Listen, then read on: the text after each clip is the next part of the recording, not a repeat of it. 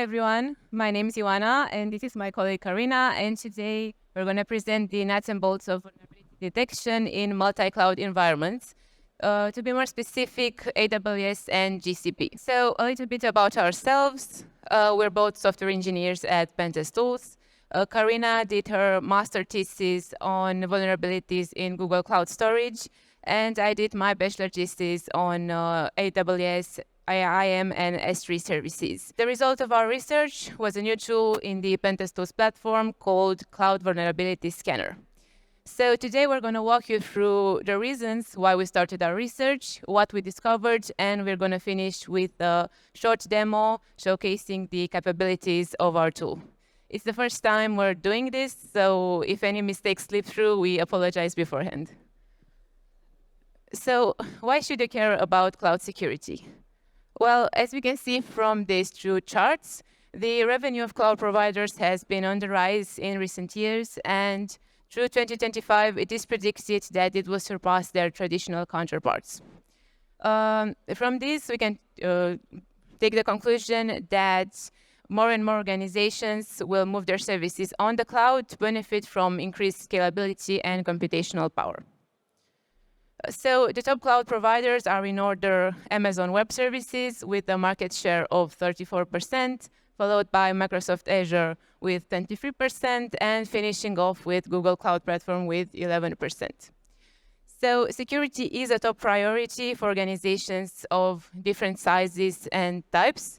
And this is because cloud infrastructures function by a shared responsibility model, where the cloud provider is responsible for the security of the infrastructure, whereas the access to the stored data and services is configured and is the responsibility of the end user.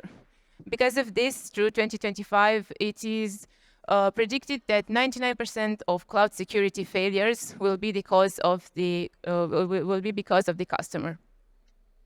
So to further prove my point, some security incidents in recent years.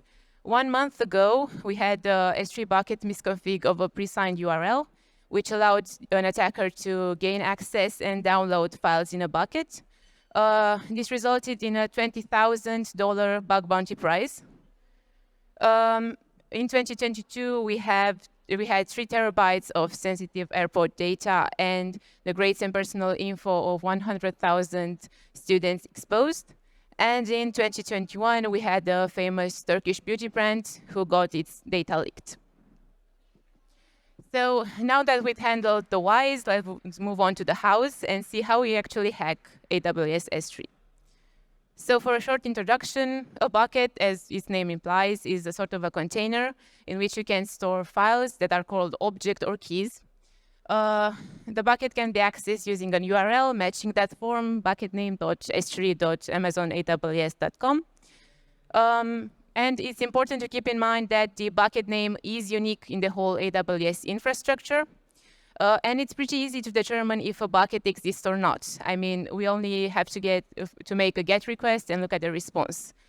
And that means that if someone would want to enumerate a set of buckets and check if they are vulnerable, it's very easy to do. But here we have a problem with determining ownership, because there is no rule preventing me from creating a bucket, matching any name, as long as that bucket doesn't already exist. So when we call a bucket public, we mean that 2 types of groups have access to it: the authenticated users, which match any IAM user in the AWS infrastructure, no, not necessarily in the buckets organization, and the unauthenticated user group, identified by the all users, which also include the authenticated users, and let's say an asterisk using the bucket policy, which, as you know, matches everything. So some relevant bucket permissions that our tool detects and we deem relevant, they are grouped by read access and write access. On the read side, we have permission to list the bucket content and permission to see the content of a file. We also have permission to see the bucket ACL, which is a set of rules that determine the access to the bucket. It's not necessarily a good practice to use ACLs because they are not granular, meaning that you can configure the access to the whole bucket, but not to a specific file in a bucket. On the right category, we have permission to upload or override a file in the bucket and permission to modify the bucket ACL. And that will allow an attacker to gain access to the bucket content. Some relevant configurations that are nice to have, and it's a good practice to have them configured. But the problem is that if somehow an attacker were to be able to modify some of these configurations, it will make the bucket vulnerable. Let's take, for example, replication. This is a set of rules that determines in which bucket the files in the target bucket are copied. So we can have a copy of them in case something bad happens. So if an attacker were to add a rule or modify an existing one and change the destination bucket and put one that he owns in place, he would ultimately gain access to all the files in the bucket. So how do we discover misconfigurations? Well, we use the Python boat2free package to query AWS with an unauthenticated and authenticated client. For post requests, so we don't modify the target, we send them deliberately with an invalid body. And this works because AWS handles requests by first looking at if the permission is present and only then looking at the request and see if it is valid. So responses differ depending on the access level. If the action is permitted and the response was successful, we get a 200 OK. If the action is not permitted, we get a forbidden. If the bucket or object do not exist, we get a not found. And if the request body is invalid, we get a bad request. But this means that the action is actually permitted. So to sum up, if an attacker were to gain read access to a bucket, he could cause a data breach. He could access documents containing sensitive information, such as credential or tokens or API access keys, depending on what is stored in the bucket. And it could help him identifying further misconfigured objects by reading the ACL.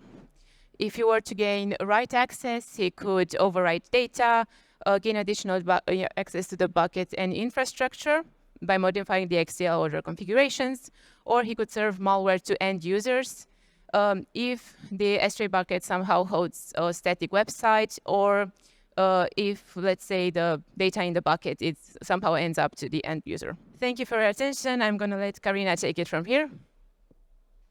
Okay, so regarding Google Cloud Platform, there are a lot of similarities to Amazon Web Services. Regarding the storage service, Google Cloud Storage, there are many equivalent features. The main entity in the Google Cloud Storage is also called a bucket, and it contains multiple blobs, which we can also refer to as objects or files. This is the format URL as dictated in the Google API documentation. And if we want to find out if a bucket with a specific name exists, we can simply make a request to this URL, and we can have these responses as returned as options. If we get back not found or a bad request, it means that the bucket doesn't exist. If we get a forbidden response in return, it means that the bucket exists, but is private. We cannot access it without the right credentials. And if we get a 200 OK, it means that the bucket is public, and anyone can see some information regarding it. What type of information? Let's find out. Okay, so first thing we can do is retrieve the list of the bucket permissions, and they can be of two types, depending on how we access the bucket. If we access it as an unauthenticated user, which means basically any user on the internet, using the Google public API, we'll get the list of unauthenticated permissions. And if we want to retrieve the list of authenticated permissions, which might differ, we simply need to access it using an authenticated account. And we can do this, for example, using the gcloud utilitary or the Python Google Cloud client by inputting our service account credentials into it. Okay, again, a parallel with the S3 service. Some relevant bucket permissions for an attacker might be for the read category, we have permissions regarding the bucket itself. We can retrieve details about it, the metadata, for instance. We have permissions regarding the objects contained, such as listing the bucket contents or reading the contents of a single blob. And we also have here the permission to see the IAM policy of the bucket. And in the right category, we also have permissions regarding the objects, such as creating them, new ones, deleting existing ones, or updating. And last but not least, we have the very interesting permission of setting the IAM policy, which is modifying the bucket ACL, which can lead to, yeah, you see it right, privilege escalation. How this can be achieved, I will detail in the next slide. Okay, so we found out that we have this permission to update the bucket IAM policy. We can simply make a request to update it with the desired role. For instance, roles /storage.admin. Grant it to the all users entity, which represents all users unauthenticated publicly from the internet. And then the operations we perform on the bucket will be from the role of the admin. Okay, the access control on a bucket can be of two types. The default one is the uniform bucket level access.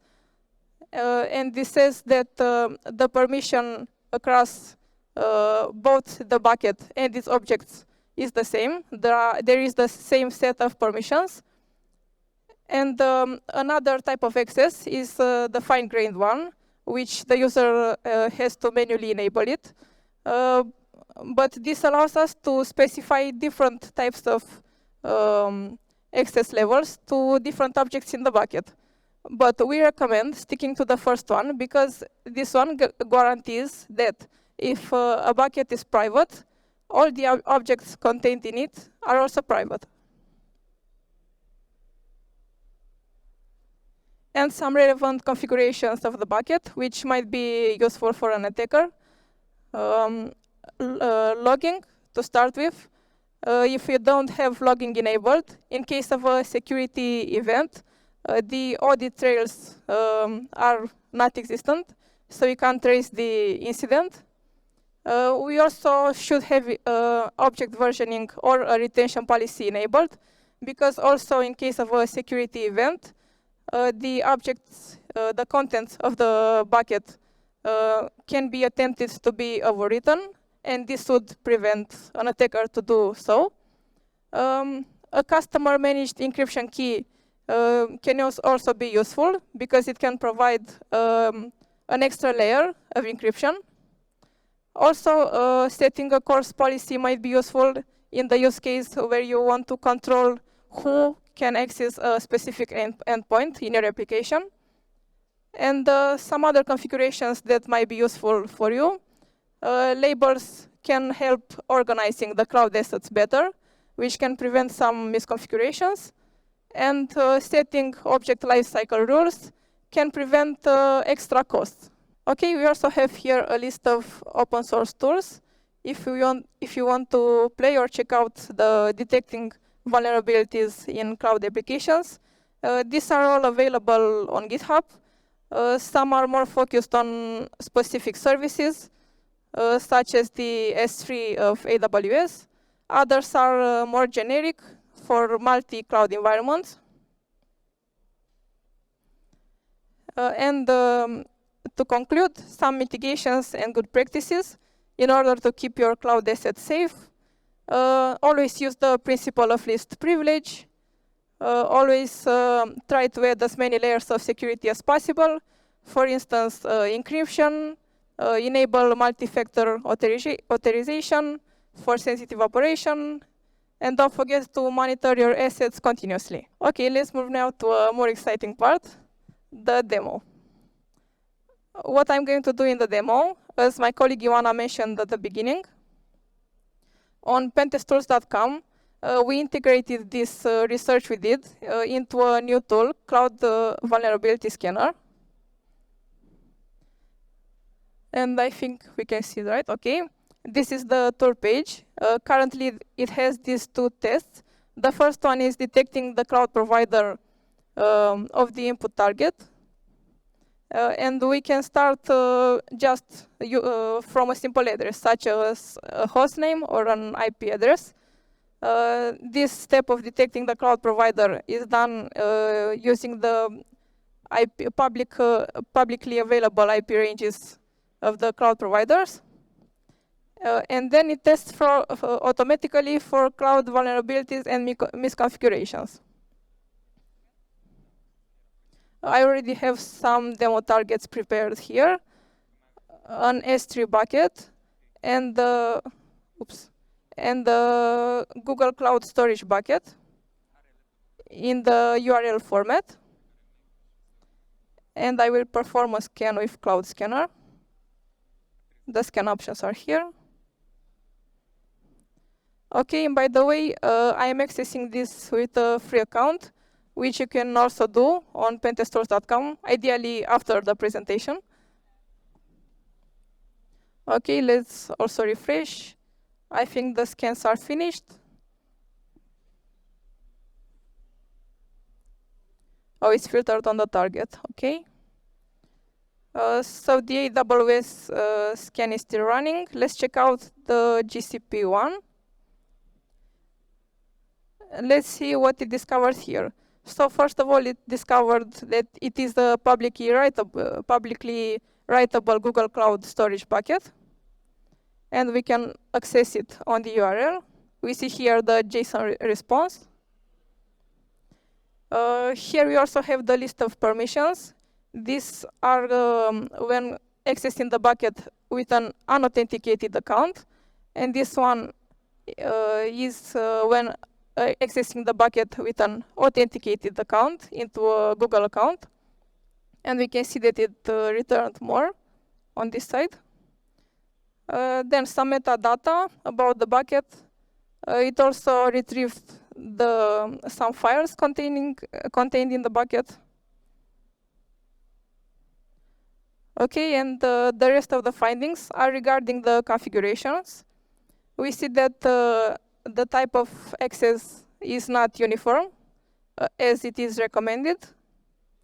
Also detected that logging is not enabled, nor an object versioning or a retention policy, and also retrieved the ACL of the bucket. Okay, let's go back to the AWS scan of the S3 bucket. It also found the publicly writable bucket, the permissions, the number of files contained in the bucket, which are here, and similarly ACL and some configurations.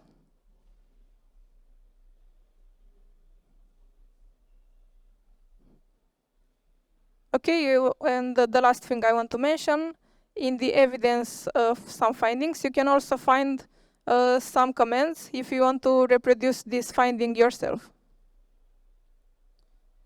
Okay, I think this concludes my demo. If you have any questions. Thank you so much, Karina and Ioana.